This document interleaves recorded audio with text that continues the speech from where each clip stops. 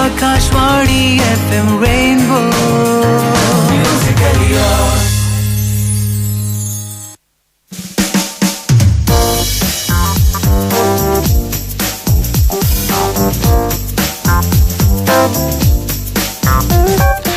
भाई, जब भी हम बात करते हैं हिंदी साहित्य में कविताओं की तो हमारे जहन में बहुत से कवियों के नाम सहज ही उभर आते हैं। पर भारत जैसे बहुभाषी देश में अगर हम हिंदी साहित्य के अलावा बात करें अन्य भाषाओं में रचे गए साहित्य की, तो उनमें भी बहुत प्रचुर मात्रा में साहित्य की रचना की गई है। अभी फिलहाल चलते हैं पंजाब की धरती पर और पंजाबी भाषा में अपनी रचनाएं गढ़कर पूरे पंजाब प्रांत के जन जन में बसे कवि श्री शिव कुमार बटालवी की तरफ। श्रोताओं, इन जन कवि की आज जयंती है और इनका जन्म आज ही के दिन हुआ था 1936 में पंजाब प्रांत के बारापिंड लोहतिया में। तो इनकी क्या क्या रचनाएं थीं, किस किस तरह की रचनाएं इन्होंने लिखी और कितने लोकप्रिय ये रहे जनमानस में, इस विषय पर बात करने के लिए हमारे साथ सीधे बने हुए हैं श्री R.D. कैले साहब, जो वैसे तो बैंक में वरिष्ठ पद पर कार्यरत हैं, लेकिन इनके गीतों को इन्होंने करीबी से समझा है और उन्हें अक्सर अपनी आवाज के माध्यम से जन जन तक पहुंचाते भी रहते हैं। सर, स्वागत है आपका। नमस्कार। नमस्कार जी, नमस्कार। Good morning sir. सर, वैसे मतलब पंजाब में लोग शिव कुमार बटालवी के विषय में बखूबी जानते हैं, पर देश भर के लोगों को इनके विषय में जरा अपनी तरफ से और जानकारी दें। शिव कुमार बटालवी जी का जन्म 23 जुलाई 1936 को हुआ था, जैसे आपने बताया। बड़ा पिंड लोटिया, ये आजकल पाकिस्तान में है, तब पैदा हुए थे। और अगर आज हमारे बीच में होते 70 साल के होते, उनको किड्स ऑफ पंजाब कहा गया है।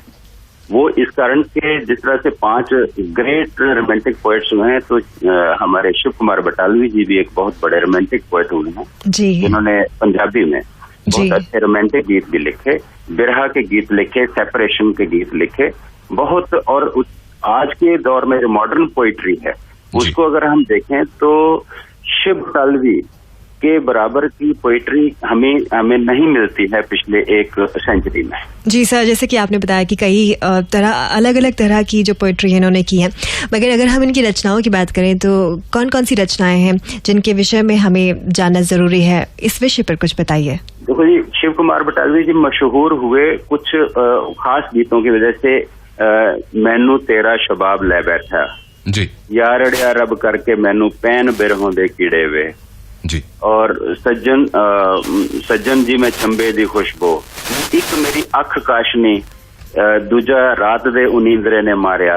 इनके गीतों में एक खास बात यह है कि इन्होंने हर टॉपिक पे रोमांटिक लिखे, देशभक्ति के गीत लिखे, लोक गीत लिखे, बिरहा के गीत लिखे, एनवायरनमेंट के ऊपर गीत लिखे।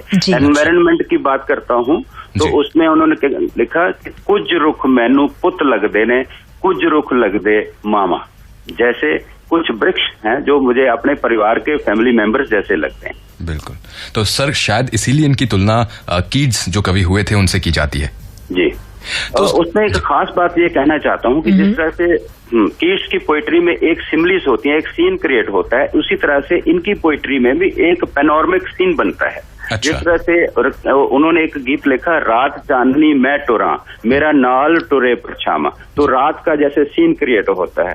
दूसरे से अगर हम उसको कहते पुण्या दे चाननू कोई मस्या की कन अर्घ चढ़ाए वे, पूर्णमासी और अमावस दोनों का सीन क्रिएट करता है। तीसरा करता है कि पुछदे हो हाल फकीरां दा, असी नदियों विछड़े नीरां दा, मतलब वो एक फकीर और नदी से बिछड़ा हुआ पानी जो है उसका सीन क्रिएट करता है। फिर कहता है रात गई कर तारा तारा, जैसे रात खत्म होती है एक एक तारा करके खत्म होती है, टूटती है, तो उस तरह से ये सीन क्रिएट करते हैं। जी।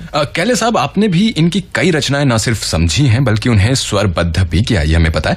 तो क्या कारण रहा आपने यानी शिव कुमार बटालवी की रचनाएं ही चुनी? जो पंजाबी को अच्छी तरह से समझता है, पंजाबी को अच्छी तरह से पढ़ता है, लिखता है, जानता है, वो उसने अगर शिव बटालवी की पोइट्री को पढ़ा हो तो मैं समझता हूँ कि उससे मुतासर हुए बिना रह नहीं सकता। मैं इनको लगभग पिछले 20-22 सालों से गा रहा हूँ, लेकिन इनकी पोइट्री को मैंने काफी देर पहले से पढ़ा है और लगभग आज की डेट में मैंने 52 सॉन्ग्स खुद कंपोज किए हैं इनके, जो मैं खुद अपनी तर्जों में गाता हूँ।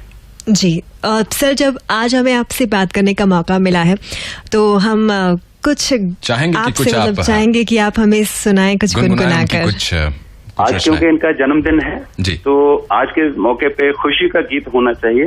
और उन्होंने एक बहुत अच्छा गीत लिखा और उसका एक मुखड़ा हिंदी फिल्म में भी लिया गया, आज दिन चढ़िया तेरे रंग वर्गा। अरे सर क्या बात है सर।